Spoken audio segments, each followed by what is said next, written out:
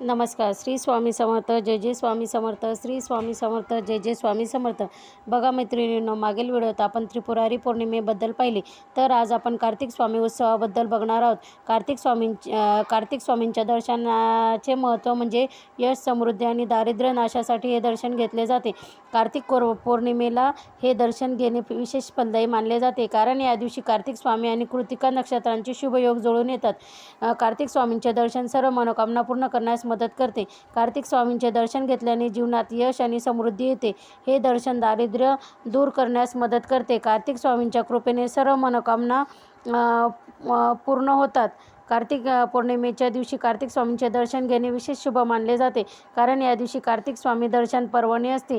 या दिवशी कृतिका नक्षत्राचाही शुभ योग असतो, त्यामुळे दर्शनाचे अधिक महत्त्व मानले जाते. या दिवशी सर्व सेवेकऱ्यांनी केंद्रामध्ये भगवान कार्तिक स्वामींच्या फोटोचे दर्शन घेऊन हार, नारळ आणि खडी साखर ठेवून त्यांचा मानसन्मान करावा व कार्तिक गायत्री मंत्राचा एक माळ जप करावा.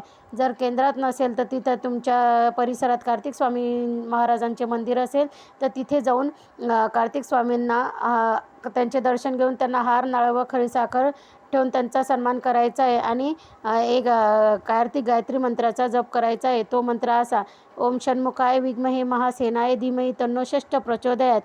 हा मंत्र म्हणून आपल्याला कार्तिक स्वामींचे दर्शन करायचे आहे. हा व्हिडिओ तुम्हाला आवडला असेल तर जास्तीत जास्त लाईक करा, कमेंट करा, शेअर करा, सबस्क्राईब करा. तुमचे कुठलेही प्रश्न किंवा समस्या असेल तर मला कमेंट करून सांगा. मी तुम्हाला जरूर मार्गदर्शन करेन. श्री स्वामी समर्थ. जय जय स्वामी समर्थ. श्री स्वामी समर्थ. जय जय स्वामी समर्थ. धन्यवाद.